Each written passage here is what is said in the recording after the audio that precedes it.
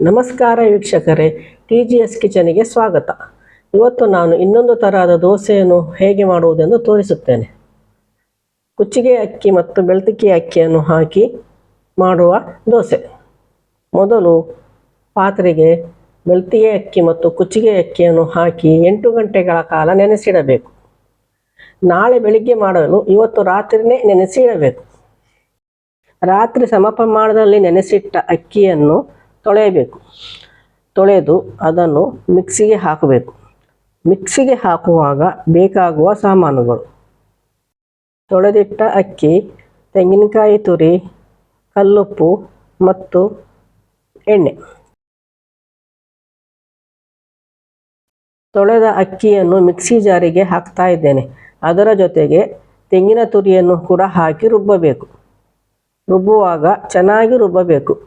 ನೈಸಾಗಿ ಬಂದ ನಂತರ ಕಲ್ಲುಪ್ಪನ್ನು ಹಾಕಿ ರುಬ್ಬಬೇಕು. ರುಬ್ಬಿದ ಹಿಟ್ಟನ್ನು ಪಾತ್ರೆಗೆ ಹಾಕುತ್ತೇನೆ. ರುಬ್ಬಿದ ಹಿಟ್ಟಿಗೆ ಬೇಕಾದಷ್ಟೇ ನೀರನ್ನು ಹಾಕಿ ಹದ ಮಾಡಬೇಕು. ಹಿಟ್ಟು ತುಂಬ ದಪ್ಪ ಇದ್ದರೆ ತೆಗೆಯಲಿಕ್ಕೆ ಆಗುವುದಿಲ್ಲ, ತೆಳ್ಳಗಾದರೂ ತೆಗಿಲಿಕ್ಕೆ ಬರುವುದಿಲ್ಲ. ಆದ್ದರಿಂದ ಈ ರೀತಿ ಬರಬೇಕು. ಗ್ಯಾಸ್ ಮೇಲೆ ಕಾವಲಿಯನ್ನು ಇಟ್ಟು ಅದಕ್ಕೆ ಸ್ವಲ್ಪ ಎಣ್ಣೆಯನ್ನು ಹಾಕಿ ದೋಸೆಯನ್ನು ಹುಯ್ಯಬೇಕು. ದೋಸೆ ಹಿಟ್ಟು ಸರಿ ಇರುವುದರಿಂದ ಸ್ವಲ್ಪ ಕರೆಕ್ಟಾಗಿ ಬರುತ್ತದೆ, ಇಲ್ಲಾಂದರೆ ತೆಗೆಯಲು ಬರುವುದಿಲ್ಲ, ಹಾಕಲು ಬರುವುದಿಲ್ಲ. ಆದ್ದರಿಂದ ಈ ಹದದಲ್ಲಿ ಇರಬೇಕು. ದೋಸೆ ಮೇಲೆ ಸ್ವಲ್ಪ ಎಣ್ಣೆಯನ್ನು ಹಾಕಬೇಕು. ಎಣ್ಣೆ ಹಾಕಿದ ನಂತರ ಮುಚ್ಚಳದಿಂದ ಮುಚ್ಚಿ ಇಡಬೇಕು. ಸ್ವಲ್ಪ ಸಮಯದ ನಂತರ ಮುಚ್ಚಳವನ್ನು ತೆಗೆದು ಅದು ಬೆಂದಿದೆಯೋ ಎಂದು ನೋಡಬೇಕು. ಬೆಂದ ನಂತರ ಇನ್ನೊಂದು ಬದಿಯಲ್ಲಿ ಬೇಯಲು ಮಗುಚಿ ಹಾಕಬೇಕು. ಮಗುಚಿ ಹಾಕಿದ ದೋಸೆಯನ್ನು ಸ್ವಲ್ಪ ಹೊತ್ತು ಬೇಯಲು ಬಿಡಬೇಕು.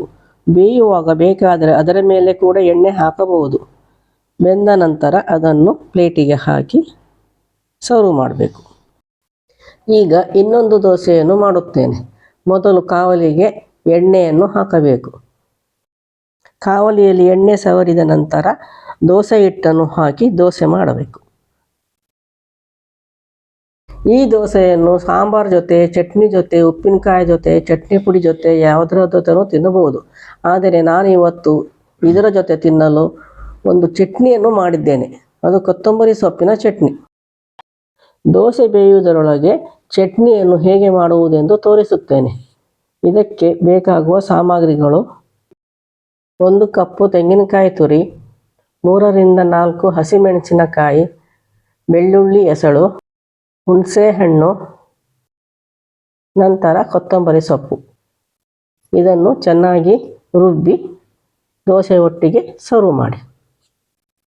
ಈ ವಿಡಿಯೋ ನಿಮಗೆ ಇಷ್ಟವಾದಲ್ಲಿ ಲೈಕ್ ಬಟನನ್ನು ಒತ್ತಿ, ನಮ್ಮ ಚಾನಲ್ಗೆ ಸಬ್ಸ್ಕ್ರೈಬ್ ಮಾಡಿ, ನಿಮ್ಮ ಸ್ನೇಹಿತರೊಂದಿಗೆ ಹಂಚಿಕೊಳ್ಳಿ. ನಮಸ್ಕಾರಗಳು.